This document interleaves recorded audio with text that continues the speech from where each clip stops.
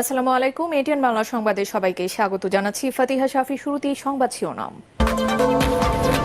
শিক্ষার্থীদের অসহযোগ আন্দোলনের প্রথম দিনে পাবনা সহ 5 জেলায় এখন পর্যন্ত 10 জন নিহত। রাজধানীর বিভিন্ন স্থানে সংঘর্ষ, হামলা, ভাঙচুর, অগ্নিসংযোগ। দেশজুড়ে আওয়ামী লীগের সমাবেশ, পাড়া মহল্লায় নেতা কর্মীদের সতর্ক অবস্থান। প্রধানমন্ত্রী শেখ হাসিনার নেতৃত্বে শান্তি প্রতিষ্ঠায় রাজপথে থাকার অঙ্গীকার।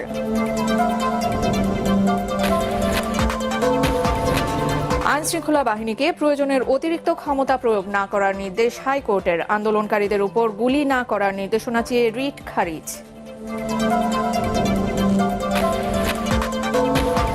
এবং ছাত্রদের আন্দোলন গণ অভ্যুত্থানের রূপ নিয়েছে, দাবি বিএনপি মহাসচিবের। অসহযোগ আন্দোলন সফল করতে দেশবাসীকে রাজপথে নেমে আসার আহ্বান।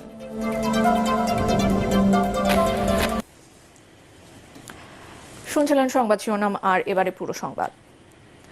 শিক্ষার্থীদের লাগাতার অসহযোগ আন্দোলনের প্রথম দিনে আন্দোলনকারীদের সাথে পুলিশ আওয়ামী লীগ কর্মীদের ত্রিমুখী সংঘর্ষে পাবনা, মুন্সিগঞ্জ, রংপুর, মাগুরা ও বগুড়ায় এখন পর্যন্ত মারা গেছে অন্তত 10 জন, আহত হয়েছে শতাধিক।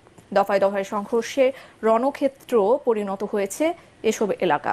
হামলা ও ভাঙচুর করা হয়েছে আওয়ামী লীগ অফিসসহ বিভিন্ন স্থাপনায়। প্রতিনিধিদের পাঠানো তথ্য ও ছবিতে আরও জানাচ্ছেন জাহিদুল আলম।